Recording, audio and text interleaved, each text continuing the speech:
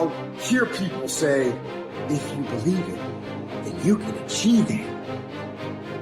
And the problem with that is they're leaving out the most important part of the equation. And that part is work, action, actually doing something. That's what you have to do to achieve anything. Yeah, you gotta believe it, but you better get the work done. When you're a kid, you're all potential. It's chaotic potential. It can manifest itself in any number of ways. And maybe you don't want to give that up. So you're like Peter Pan. You want to be a kid forever because you don't want to give up the potential. And you look out in the world and all you see are Captain Hooks, who've lost a hand, who are chased by death because that's the clock in the crocodile. It's already got a taste of him. He's terrified by death and he's a tyrant. Well, I don't want to grow up to be that. So I won't be disciplined at all. Well, that's no good because the way the potential transforms itself into actuality is through discipline. You say, well, I don't know what to do. It's like, that's okay.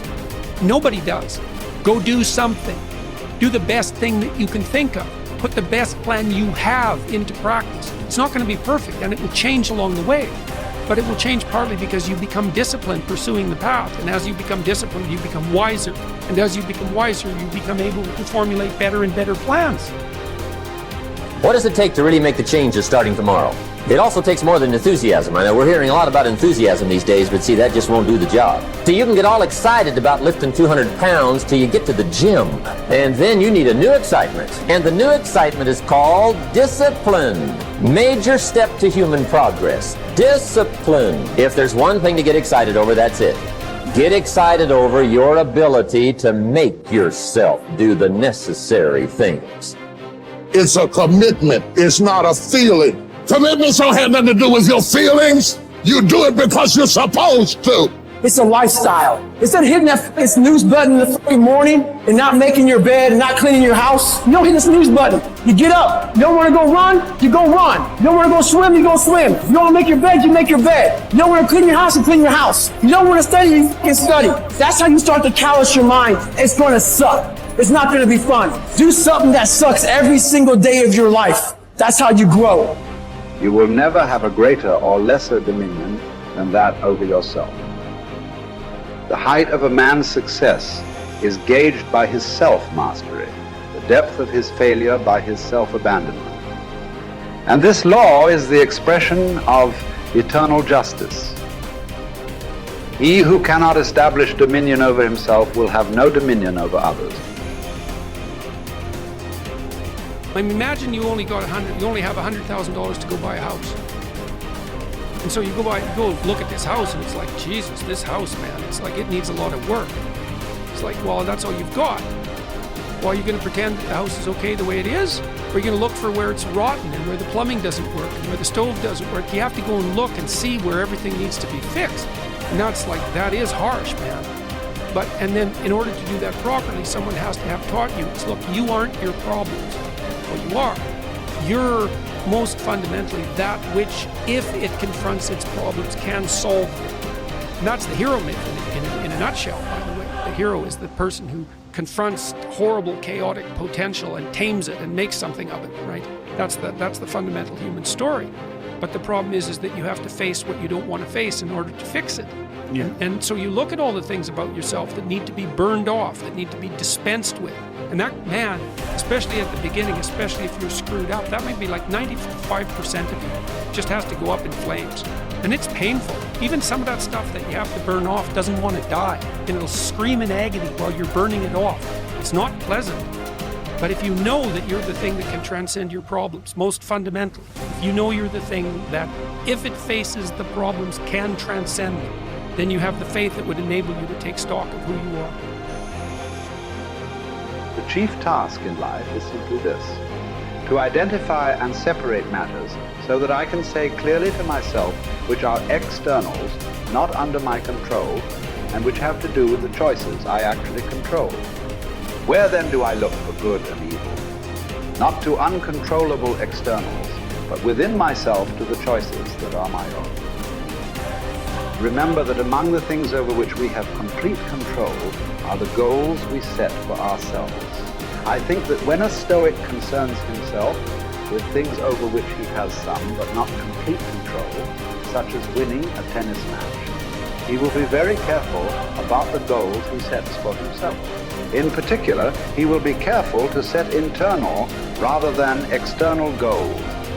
Thus, his goal in playing tennis will not be to win a match, something external over which he has only partial control, but to play to the best of his ability in the match, something internal over which he has complete control. By choosing this goal, he will spare himself frustration or disappointment should he lose the match. Since it was not his goal to win the match, he will not have failed to attain his goal as long as he played his best. His tranquility will not be disrupted. The disciplined mind conquers all obstacles and achieves greatness, for it remains steadfast in the pursuit of virtue, undeterred by distractions or temptations. Discipline is the bridge between dreams and reality, turning aspirations into accomplishment. It is the compass that guides us through the storms of life, keeping us on the path of righteousness.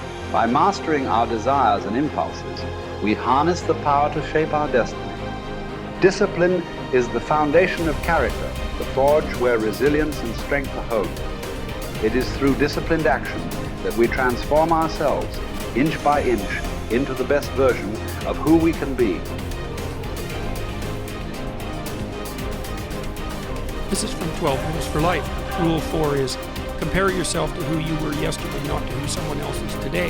Yes. Because you need to have a hierarchy of improvement. You need to be aiming for something, and that means you're going to be lesser than people who've already attained along that dimension. Yes. And that can give rise to envy. So the question is, who should you defeat in the final analysis? And the answer is you should defeat your former self. You should be constantly trying to do that. And you're the right control for yourself too, because you're the one who's had all your advantages and disadvantages. And so if you want to compete fairly with someone, then you should be competing with you. And it is the case, and this is what we were talking about too with regards to the self-improvement of the fighter, is, well, if you're improving yourself, then what you are doing is competing with your lesser self. And then you might also ask, well, what is that lesser self? And that lesser self would be resentful and bitter and aggressive and vengeance-seeking and all of those things that go along with having a negative moral character. And those are things that interfere with your ability to progress as you move forward through life. So it's very necessary to understand that this is why, I've been stressing this idea of personal responsibility. It's like, well, personal responsibility is to compete with yourself. It's to be slightly better than yourself the next day. Yes. And it better in some way that you can actually manage. And that's humility. It's right. Like, well, I'm a flawed person. I've got all my problems. Could I be as good as person X? It's like not the right question. The right question is, could you be slightly better tomorrow than your currently flawed self? And the answer to that is, if you have enough humility to set the bar properly low, then you could be better tomorrow than you are today. Because what you also have to do is you have to say, well, here's all my flaws and my insufficiencies, and the best that someone that flawed and insufficient could do to improve and actually do it is this. And that's not worth going out in the street and celebrating with placards, It's like, well, this is why I tell people to clean their room. It's not going to brag to someone that you did that. But someone as insufficient as you might be able to manage it. And that means you actually are on the pathway to self-improvement and you're transcending your former self. And you might say, well, what's the right way of being in the world, if there is such a thing? And it's not acting according to a set of rules. It's attempting continually to transcend the flawed thing that you currently are. And what's so interesting about that is that the meaning in life is to be found in that pursuit. So I've been laying that out in these discussions too, because it's saying, well, the fundamental issue is that life is tragic and difficult, very tragic and difficult for everyone. And it's also tainted by malevolence, because no matter how things are tragic and difficult, but there's always some stupid thing that you could do or someone else could do that could make it even worse than it has to be. So that's life. And you need an antidote to that, because that can embitter you. Constant contact with that. Just the tragedy, but the tragedy combined with betrayal and malevolence, that makes it even worse, especially if it's self-induced. Okay, so you need something to set against that so you don't get bitter and resentful. Well, what do you set against that? Doing something worthwhile, by your own definition, say. You need some reason to get the hell out of bed on a terrible day because you've got something good to do. Well, what's the best thing you can do? Transcend your current wretched and miserable self. There's meaning to be found in that, and that's a meaning that's associated with responsibility. One of the things that I've been trying to lay out clearly is that life is hard. It's tainted by malevolence and betrayal. That can make you bitter. You need a meaning to offset. Where's the meaning to be found? Not in rights, not in impulsive pleasure, but in responsibility. You take responsibility for yourself, so you take care of yourself. If you're good at it, you have some excess left over to take care of your damn family. If you're good at both of those, then you have some excess left over to take care of your community. Those are heavy burdens. You pick up the burdens, you find that's meaningful. The best way to pick up the burden is to continually improve yourself. And that's where the meaning is to be found. And so that meaning is in the continual self-transcendence. That's letting your old self die and the new self be reborn.